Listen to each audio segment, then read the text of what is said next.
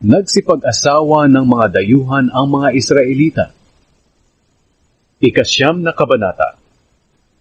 Sinabi pa ni Ezra, pagkatapos ng pangyayaring iyon, pumunta sa akin ang mga pinuno ng mga Hudyo at nagsabi, marami sa mamamayan ng Israel, pati na ang mga pari at mga Levita, ang namumuhay katulad ng mga tao sa paligid nila.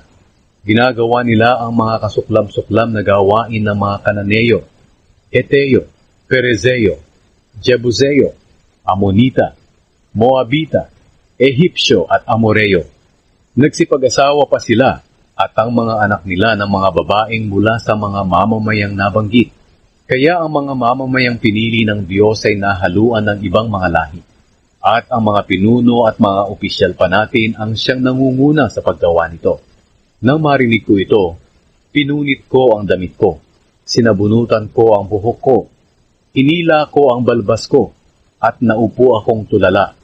Nagtipon sa akin ang mga tao na takot sa mensahe ng Diyos ng Israel, dahil sa pagtataksil ng mga kapwa nila Israelitang bumalik galing sa pagkabihag. Naupo akong tulala, hanggang sa dumating ang oras ng panggabing paghahandog. Pagdating ng oras na iyon, tumigil ako sa pagdadalamhati.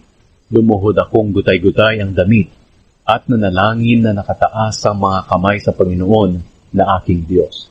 Sinabi ko, Diyos ko, hiyang-hiya po ako.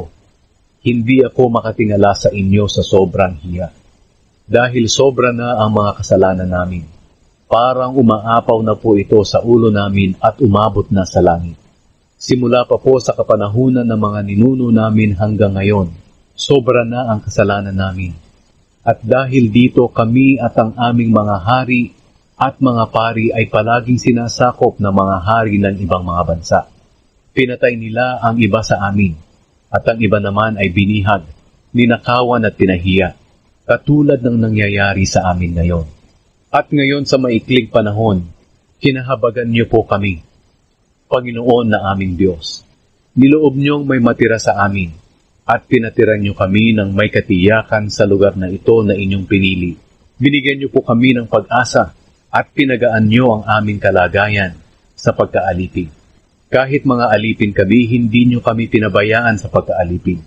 Sa halip, ipinapakita niyo sa amin ang inyong pag-ibig sa pamamagitan ng mabuting pagtrato ng mga hari ng Persya sa amin.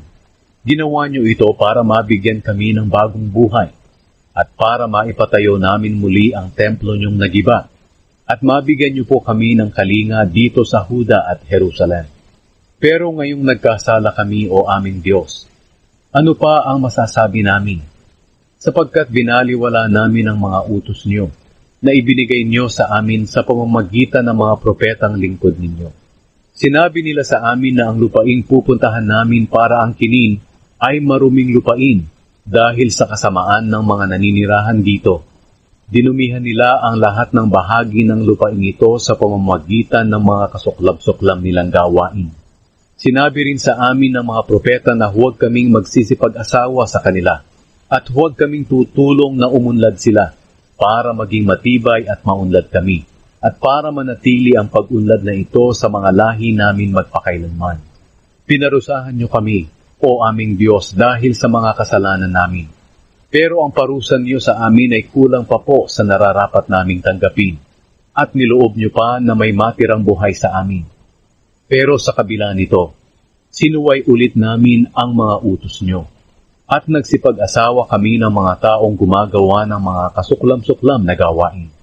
Talagang magagalit kayo sa amin at lilipulin kami hanggang sa wala nang matira sa amin. O Panginoon, Diyos ng Israel, makatarungan po kayo, sapagkat niloob niyo na may matira pang buhay sa amin hanggang ngayon.